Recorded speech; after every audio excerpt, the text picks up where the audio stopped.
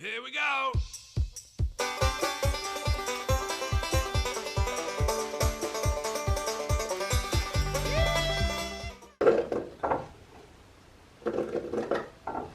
Oop, you guys caught me. I'm in the process of making some fermented apple, cranberry, pineapple relish.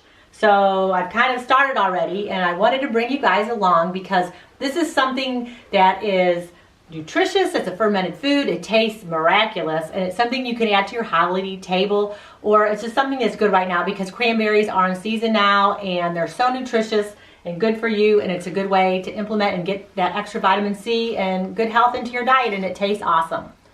So what I'm doing now is I just got a whole bag of cranberries, and I'm putting it into my chopper. So this is my off-grid chopper. We'll link that below on our Amazon link. But if you guys have a food processor, that'll work too. I got some water in there. Yeah, make sure that you wash and rinse your produce before you use it in a little water with some vinegar to clean it up. And I'm just gonna go ahead and chop this up. So these are my cranberries. I use a whole bag. And then from the cranberries, I'm going to add that to 4 apples. All right.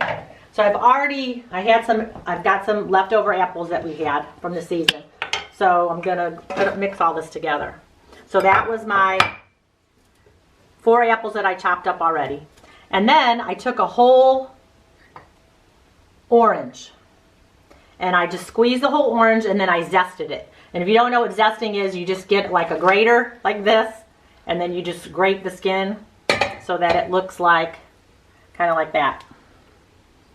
All right? And I did like 3 of the pieces. I like a lot of zest, so I did a lot of zest. So I'm gonna put that in there. And then I had a pineapple. This is a fresh pineapple, and I put it in the chopper, and I just chopped it all up. Now, if you don't have a fresh pineapple, you can do it with a canned pineapple. But if you do a canned pineapple, I really suggest you make sure you get the unsweetened organic kind. All right? So canned pineapple will work. And then from here, I'm going to go ahead and add some seasoning. And I think, I changed my mind. I'm going to go ahead and put some pumpkin pie spice. And this is a really good brand. I like this Frontier. It's a good non-GMO. It's not irradiated. It's just a good brand. So if you want to look for a good brand of a spice to use, I really do like this one. So I'm going to put some pumpkin pie spice in there. But you can just do cinnamon if you want. You can put, I'm doing the floor too. You can do cloves. I mean, allspice, whatever you guys like. Ginger. I'm just putting pumpkin pie spice because it's got a little bit of everything in there. And then the magic ingredient on the fermenting is whey. This is this beautiful liquid here.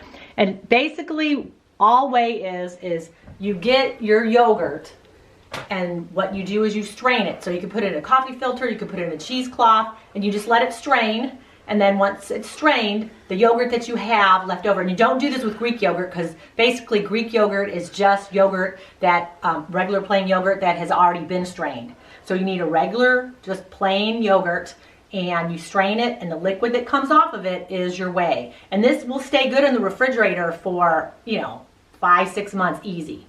So all you're gonna do is I'm gonna put about a half a cup of this into what I'm making today.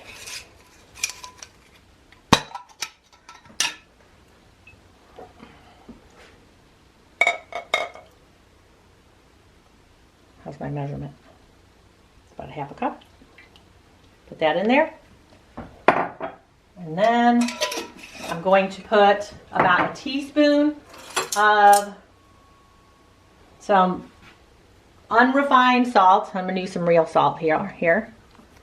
Okay, so I'm going to put a teaspoon of that in there. All right. And then my last ingredient that gives it the yumminess is some maple syrup. And I'm going to probably do about a half a cup or so of that. My half a cup. Yep. And that's it. And I'm going to mix this all up.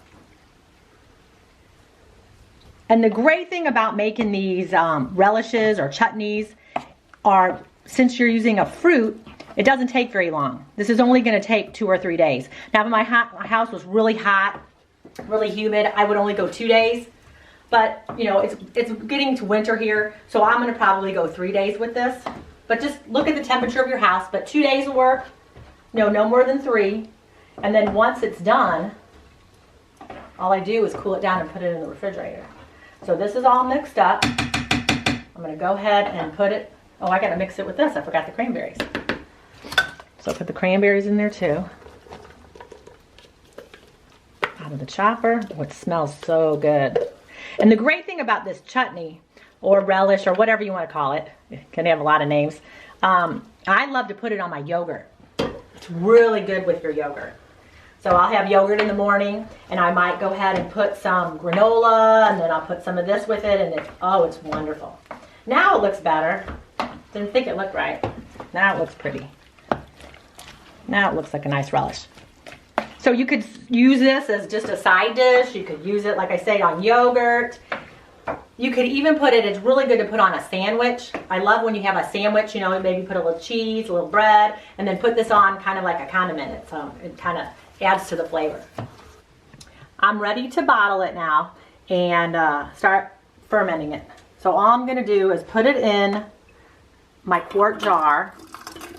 Now, one thing with these, the lacto fermented, like relishes and things that you're going to do with fruit, they don't last as long as, let's say, a sauerkraut.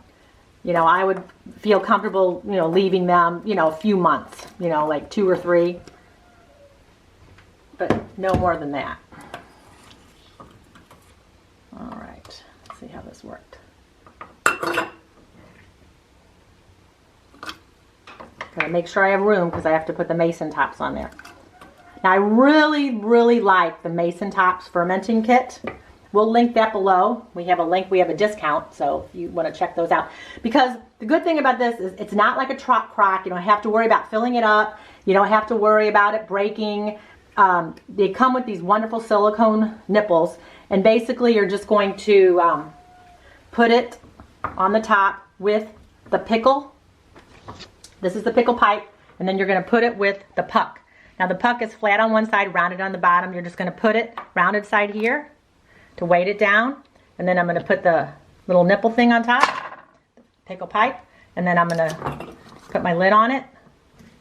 And make sure you have some space here. See, I have some space at the top.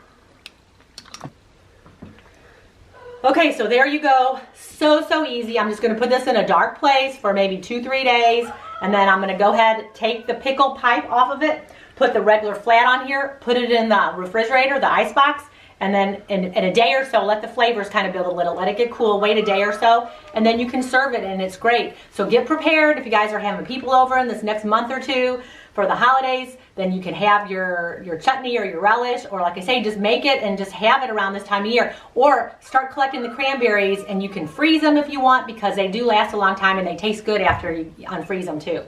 So check us out on Facebook, Instagram, and Twitter, and happy fermenting. See you guys later. Hey guys, thanks for watching our video. You might want to check out these videos. And if you want to become a Homestead Homie, click the picture of us below. We will see you tomorrow.